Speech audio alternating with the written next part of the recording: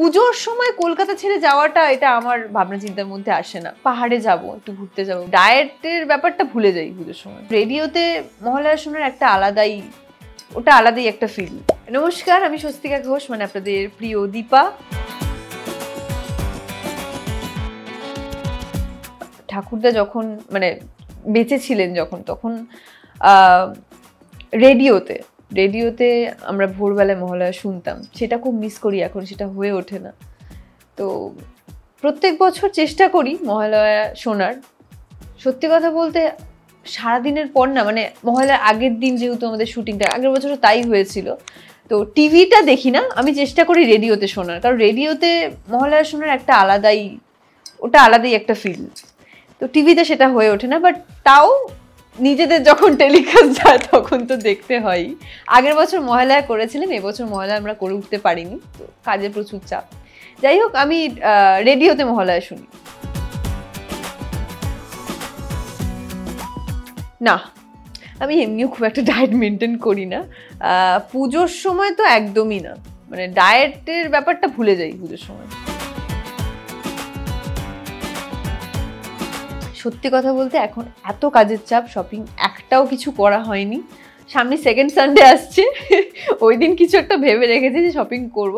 জানি না কতটা কি করে উঠতে পারবো, বাট তাও আর যতটা অনলাইনে করে নেওয়া যায়, কারণ আমাদের হাতে সত্যি সময় থাকে না। সারাদিন এখানে দিতে হয়, আর সারাদিন পর গিয়ে রাত্রেবেলা গিয়ে আর ইচ্ছে করে না। তো সময়ের ফাঁকে ফাঁকে যতটা অনলাইনে টুকটাক করে অর্ডার দেওয়া হয়, এটাই।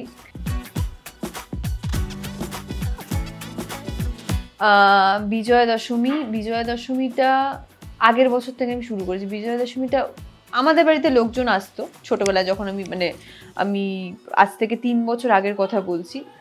ওই ব্যাপারটা ছিল, বাড়িতে সবাই আসতো। আমি একবার গিয়েছিলাম আমার বাড়িতে, কিন্তু ওই রকমভাবে বিজয়া দশমী কারোর বাড়ি বাড়ি গিয়ে করা, ওটা কখনো হয়নি। অবশ্যই আমার পুজোর প্ল্যানিং তো আছেই। পুজোতে একটা লম্বা ছুটি পাই, এর মধ্যে রেস্ট নেওয়ার অনেক ব্যাপার থাকে। তার মধ্যে পুজোর প্যান্ডেল হপিং তো আমি করি। এটা আমার কাছে, মানে আমি যবে থেকে কলকাতায় এসেছি, গ্রাম থেকে শহরে যবে থেকে পা রেখেছি, কলকাতায় পুজো একটা আলাদাই, মানে কি বলবো, এটা না এক্সপ্লেন করতে পারবো না আমি। পুজোর সময় কলকাতা ছেড়ে যাওয়াটা এটা আমার ভাবনা চিন্তার মধ্যে আসে না।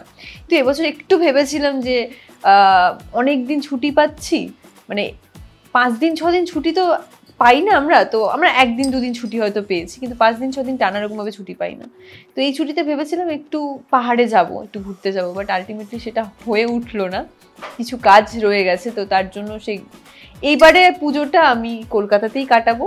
প্রচুর খাওয়া দাওয়া, ফ্যামিলির সাথে মজা, প্যান্ডেল হপিং করা, আর তারপর বন্ধুদের সঙ্গে আড্ডা দেওয়াতে আছেই, এগুলো সবই থাকবে। পুজোর সময় চুটিয়ে মজা করা, চুটিয়ে আনন্দ করা, এটাই আমার আপাতত প্ল্যানিং। আর তোমাদের কি প্ল্যানিং অবশ্যই করে কিন্তু কমেন্টে জানাতে ভুলো না।